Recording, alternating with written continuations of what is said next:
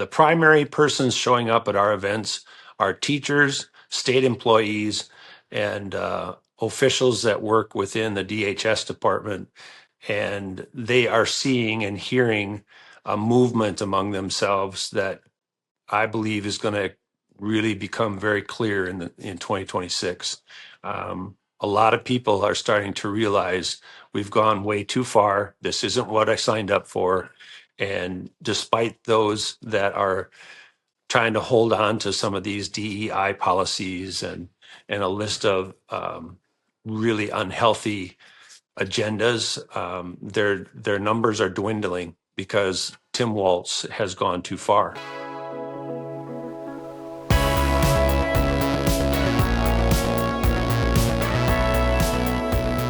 Welcome to a brand new episode of the Michele Tafoya podcast. Please hit that subscribe button. We're going to ask you every time. We'd love to have you as a viewer, listener, every single time. Now, Minnesota has a very active governor's race, and I'm taking the time to interview all the serious candidates. Philip Parrish is one of those serious candidates. He is a retired U.S. Navy lieutenant commander, born in 1965 in Blue Earth, Minnesota, now calls Kenyon, Minnesota home.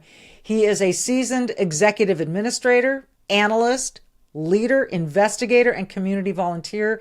He's forged a career across military service, education, public administration. You're going to hear about all of that from him. He is a very interesting candidate for a lot of reasons. He also has whistleblower on his resume.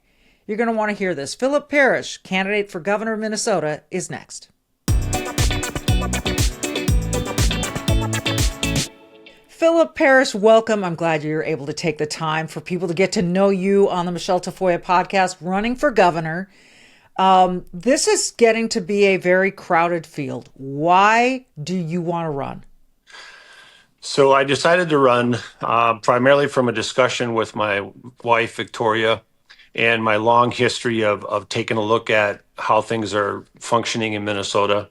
As you know, I'm one of the whistleblowers, one of the original whistleblowers of the daycare fraud in Minnesota. And when I was coming off my last set of orders in 2017, I was very tuned into, because of my work with a task force, about how bad the fraud was in Minnesota. At the time, we were focusing on the daycare fraud, but we knew at the time also that all these LLCs and NGOs that were profiting off of a lot of different ways to scam the system was a systemic issue throughout Minnesota. So what we chose to do was get on board in 2018 to run for governor.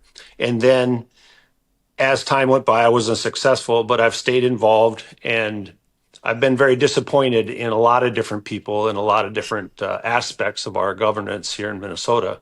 My wife and I were talking at length in 2024, and in November 2024, I got a little more serious about putting my hat back in the ring, because my wife Victoria and I would children, grandchildren, all things that were concerning to our communities. And I'm the executive administrator of Divine Mercy Catholic Church and School. And I see firsthand how it's impacting people at many different levels throughout our communities. So those discussions and my concerns brought together with the continued fraud, I really don't feel there's a choice. I felt that I was compelled to use the gifts and experiences that I've been blessed with to try and do something about this systemic issue. And I believe that we can make a big difference. I believe I'm the best suited for this, and I have a great set of people that are going to come with me to see if we can correct the course here in Minnesota. To see if we can correct the course. Do you think it's correctable?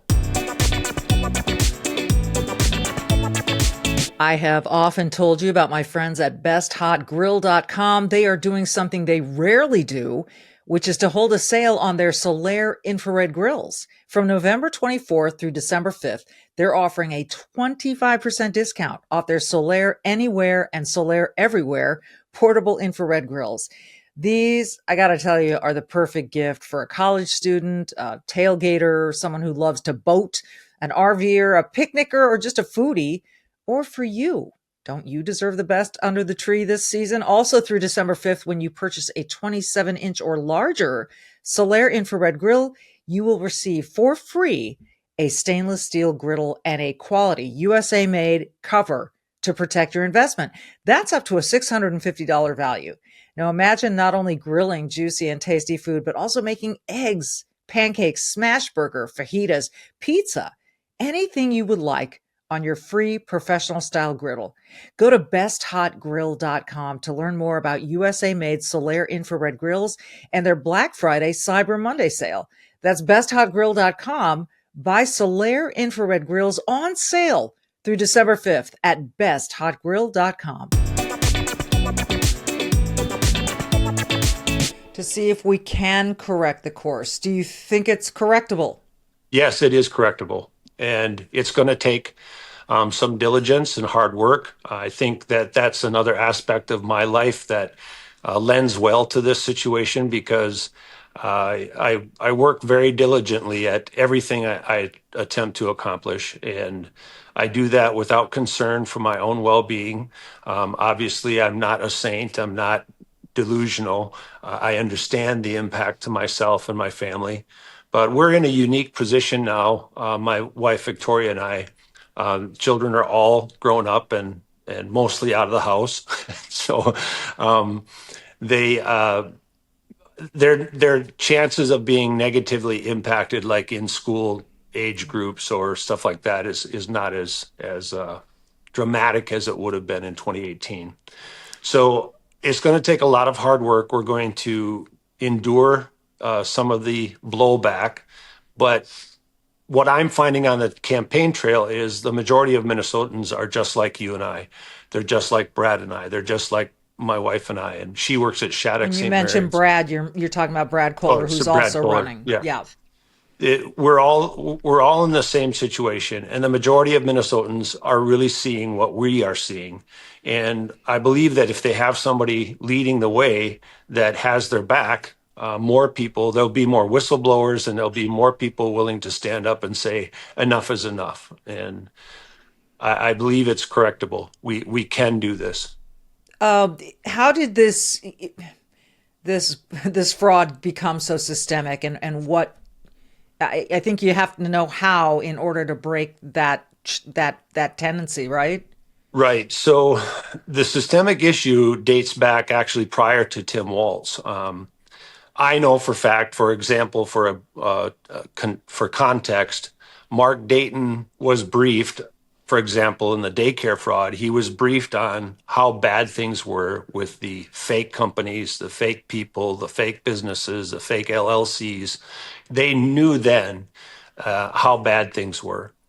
That systemic business model of creating falsified everything from submitting for children that don't exist, submitting for receipts for employees that don't exist, to then the range of businesses that did exist that over amplified their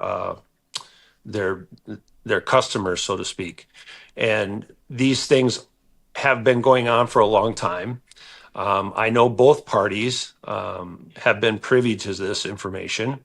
It's difficult for me to have this conversation sometimes with some of our Republican colleagues, because knowing what I know from all the research and the follow the money task force that I worked with out of DC, we know that these things are real, and people have been turning a blind eye or just ignoring it, or don't want to believe. I think there's a lot of good people out there that just don't want to believe how bad it is. So they don't want to believe that evil is real. They don't want to believe that people could actually be bad because they're not bad. So they're thinking, how could there be people this bad? But it's real. And that's the world we live in. I want to look at your platform. You start by saying, serve Minnesotans with unwavering integrity and dedication. Not exactly a great bumper sticker, because it does a lot of words. A lot of words. But it's a wonderful thought. You say, my goal as governor of Minnesota is to serve Minnesotans with unwavering integrity and dedication. I pledge to instill a culture of servant leadership where every elected official and bureaucrat prioritizes the public needs. That seems like it would take a lifetime of work. How do you propose to get that done when you've got this corrupt sort of framework to deal with? Right. So we have a lot of good people. This isn't going to be just about me. We have a lot of good people picked out for to be in all those positions that I can appoint. We have a good list of people that will go before the legislators to get them placed in the right positions that they have to help with getting their approval. And I believe I have a really good lieutenant governor that's going to help develop this culture. And You we ready to can't reveal who that is? I can't do that yet. Sorry, they Okay. have to say yes first. Okay. I've been very careful about that because they have a lot to consider. I know who I want for sure. I have a list of people that are just as well suited to do this, but each one of them has a particular calculus to try to fit into that. But we'll build that culture through a lot of really good people that I trust. We'll build that culture as quickly as possible with policies where, although executive orders seem very authoritarian, I believe my executive orders are going to be very in tune with the people, and we've gathered that information from all the events we've held across the state already. Well, executive And orders can seem authoritarian, but there can be pushback against them, right? They have to be able to withstand mhm. legal statutes and so forth. So sometimes it's the fastest way to at least get the ball rolling. Do I have that right? Right. And that's one of the things that I've taken a lot of time this time around to develop as I write in my news tab on the website. All my policies and concepts are directly connected to um, statute precedents, and we're going to work very, very hard to capitalize on the things already in law. And they're going to have to explain to me and push back. They're going to have to explain to me if it's already in law and you're not enforcing it, why aren't you doing that? So you're right. Capitalizing on these things is going to be very important, and the pushback will be fine because it'll start the dialogue. And quite frankly, that's one of the things that I feel here in the public that all of us are missing is that full dialogue, that full transparent dialogue. And I believe a lot of Minnesotans can appreciate that. In light of Charlie Kirk assassination, that's one of the primary things that people are picking up on. He really took that to the next level, took that dialogue to the next level. And as Charlie would say, when the conversation stops, that's when things start to fall apart. I'm looking at your first 100 days, and you talk about Minnesota's gas tax and opportunity for relief. The gas tax is about 32 cents per gallon, and that's up nearly 12% since 2023. Thank you, Tim Walz. How quickly can you get that done? We can get it done right away. There's going to be pushback right away, but we can get it done right away. But we're going to make sure that we pull back in or recover fraudulent funds or fraudulent monies that were taken from the taxpayer and replace any gaps with that money we scratch back and claw back from fraudsters. Minnesota's sanctuary policies and public safety. We are a de facto Secretary of State, again, under Tim Walz's executive order. Again, this is something where this is a hot topic because some states feel like, just let them in, they're our neighbors, you know the drill. Yeah. How do you convince Minnesotans that this is the best way forward? I think it's happening in front of our eyes right at the moment. I'm seeing a lot of rhetoric, not rhetoric's maybe a bad word. I'm seeing a lot of emails, text messages, phone calls to me regarding an understanding that this flooding people into communities under this guise of humanitarian work has become a well exposed part of the fraud scheme. And although Minnesotans are very in tune with being generous and being caring and concerned for all people, people are starting to understand that exploiting good people for a nefarious plan or a nefarious activity is not kindness or generosity. It's become a very exploitive and inappropriate and unhealthy pattern of behavior that more Minnesotans have picked up on. And so that sanctuary state, that sanctuary city type of model has exposed itself. And the Democrats have taken it so far that they've actually exposed themselves. I, I would agree. Empowering parents through school choice, another hot topic, something that's nationally, you're seeing growth in school choice. Is the school choice you envision, are there any tax dollars attached to it so that the government can still influence the curriculum in school? So the context or the baseline will be that the money follows the child. The program that is provide the oversight that we will provide will be that the child is actually receiving some form of legitimate education. Because again, you're back to a fraud scheme that could potentially be unleashed. That can be done through very good people in our Department of Education that do work hard, that don't sit just in the Capitol or just at the Department of Ed, but actually work out in our communities that can interact with. We're already interacting with homeschoolers. We're already interacting with these different schools that provide school choice already. Mm-hmm. And if the money follows the child, we can simply capitalize and prioritize or reprioritize the energies of the good people that we do have into a way that helps facilitate some oversight, but leaves people alone as well. We're seeing it right here at Divine Mercy Catholic School and Church. There are good people doing really good things that already have to comply with teacher licensure qualifications. The homeschooling parent groups that we see throughout the state, and especially in my area, they really comply with some really stringent guidelines already. Well, what they need is the ability to just, turn us loose, let us do what we do really well. And that choice really becomes then something real, not something just to have a fancy term or a catchphrase on a campaign. It becomes real. If the money follows the child, you really have to start working with the children then. And I believe those fruits of that labor will come very quickly. You're going to get so much pushback from Education Minnesota, the unions in the state, and you're dismantling public schools. I've seen this. It happens in every state that pushes school choice. Yep. How do you deal with that massive opposition? Again, the Democrats, Tim Walz especially, has done this for us. I thank him for it. He has actually pushed the teachers. The primary persons showing up at our events are teachers, state employees, and officials that work within the DHS department. And they are seeing and hearing a movement among themselves that I believe is going to really become very clear in 2026. A lot of people are starting to realize we've gone way too far. This isn't what I signed up for.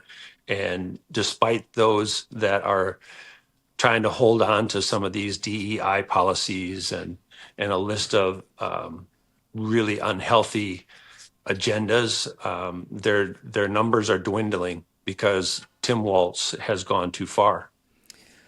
It's amazing to think that he's running again and that's the best they got. You say within the first 10 days you will issue an executive order eliminating DEI policies across state agencies. This is DEI is supposed to sound very empathetic, very good, very virtuous. And in fact, I think it's anything but. That's my personal opinion. How have you seen it become a negative here in Minnesota? Yeah, well, although it's across the border in Iowa, that DEI policy led to exactly what we saw with the superintendent in Iowa that could be investigated and possibly uncovered here in Minnesota as well. If the audience doesn't know. Yes, there is a school superintendent in the state of Iowa who is from Africa, who came here on a student visa, overstayed it, and had a final deportation order, I think it was 2020, but has managed to stay employed at these different schools. And in spite of these federal orders for him to deport.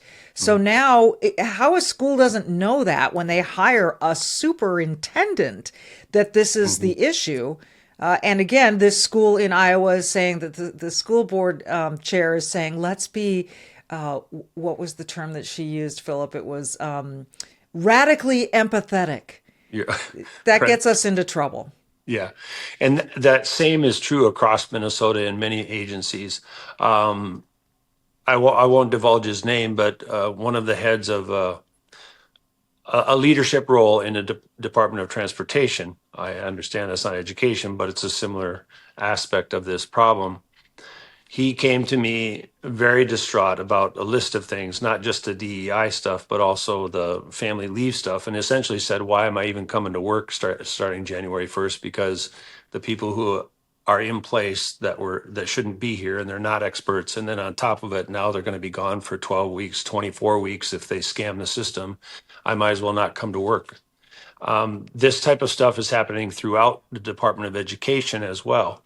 And even in our situation at Divine Mercy Public or Catholic School and Church, we are going to feel the real implications of this family leave stuff in combination with the DEI stuff, because our support system, not just in the private school, but mostly in the public school, our support system is going to be tasked and taxed in a situation to the point where they're going to be almost possible for the ones that do the daily work every day anyway.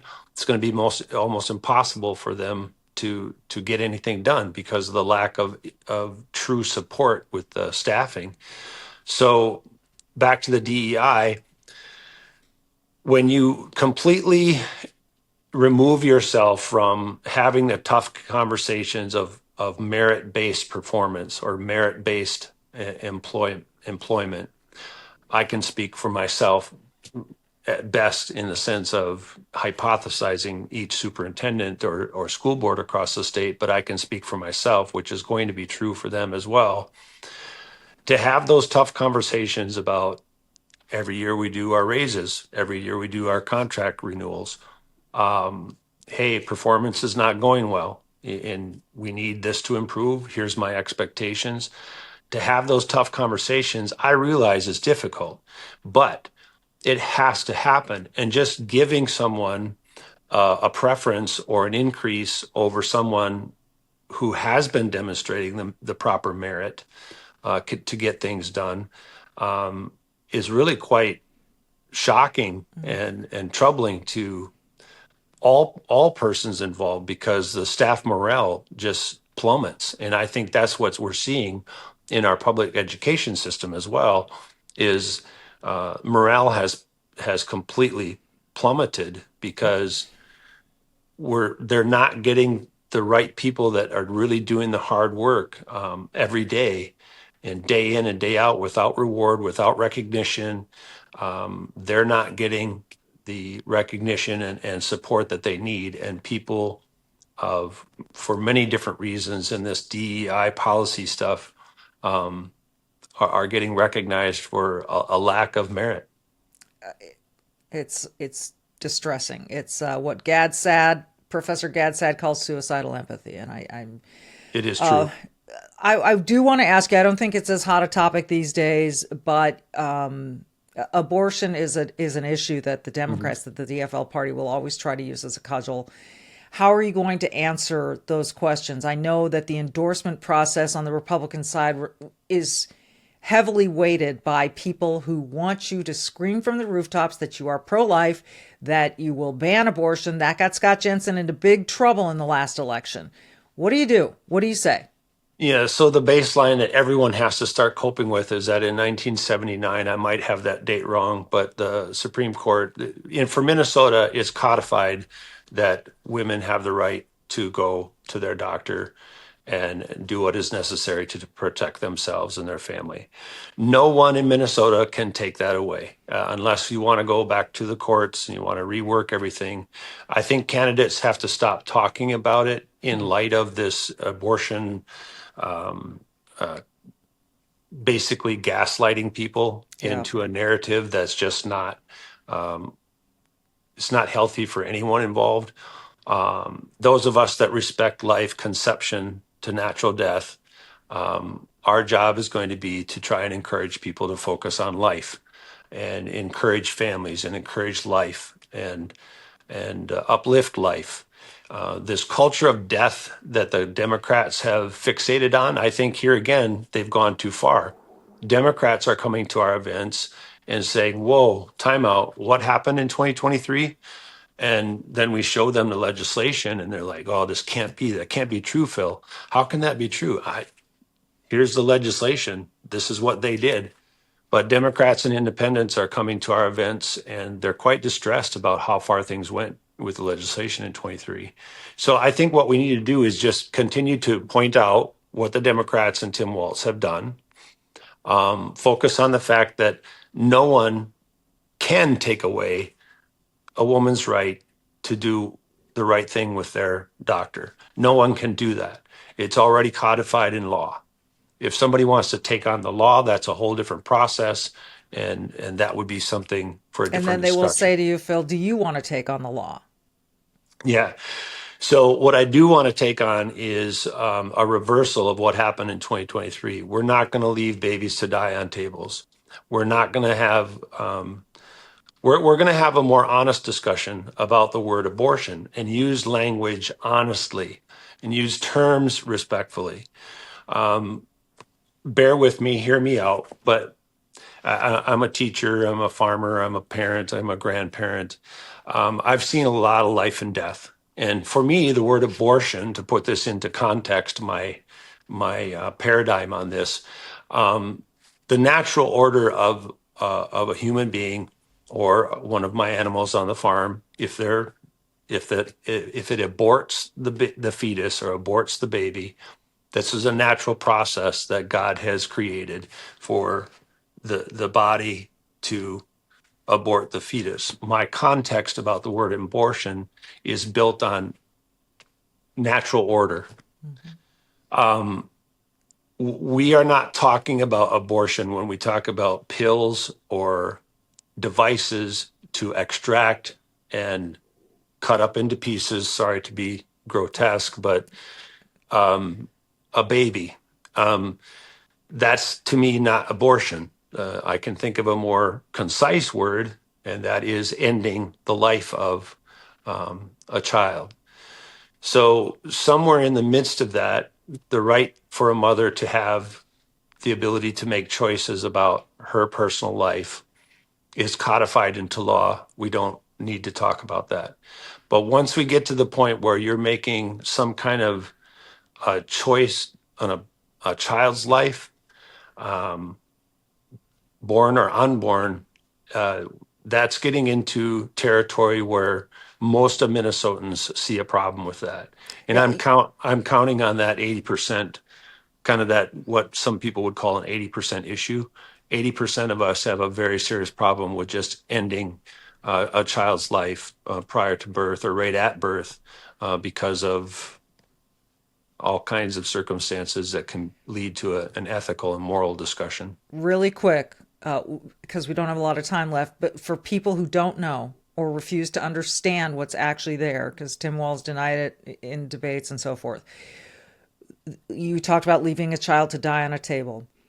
If there is an unsuccessful abortion, in other words, they go to abort a child at 8 months or 7 months and the child is still alive outside the womb, the law states that there shall be no effort to save that child.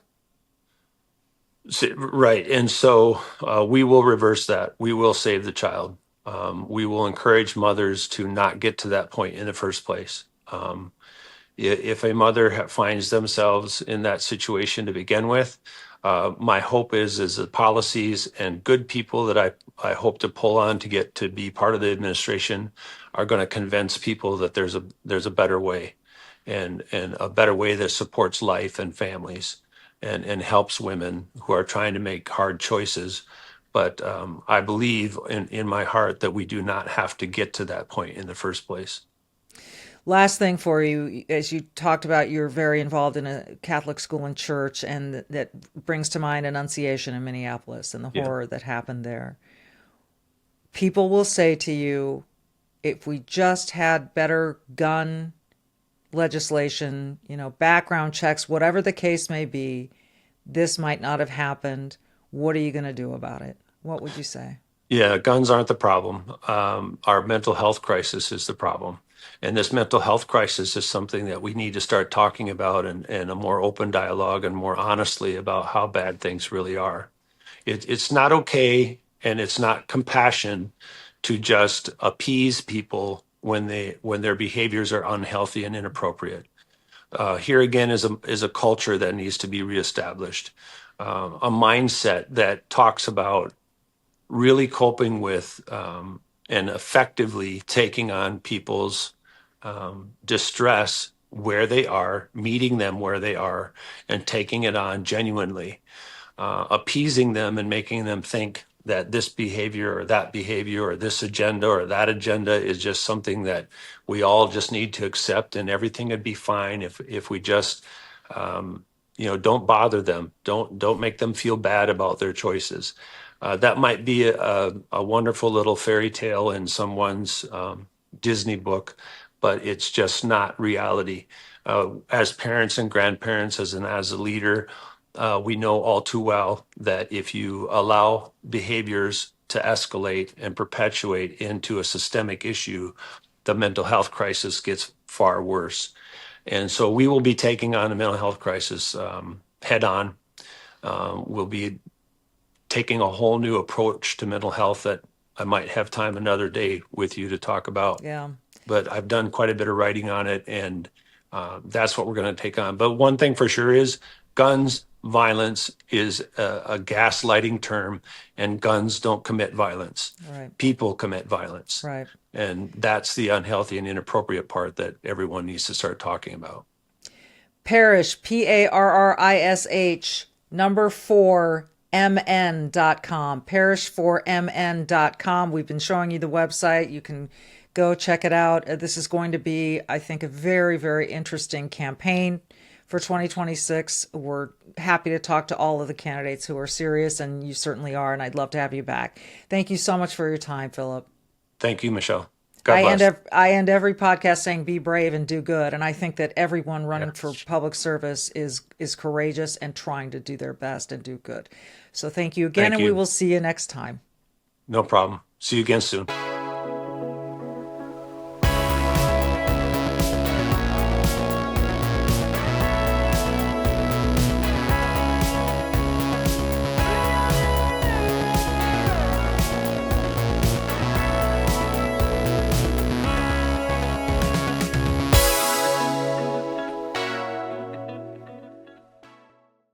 You can keep up with the Trump administration when you subscribe to the Trump Report. It's an email that brings you daily highlights from the Oval Office right to your inbox 5 days a week. Subscribe today at SalemPodcastNetwork.com/Trump.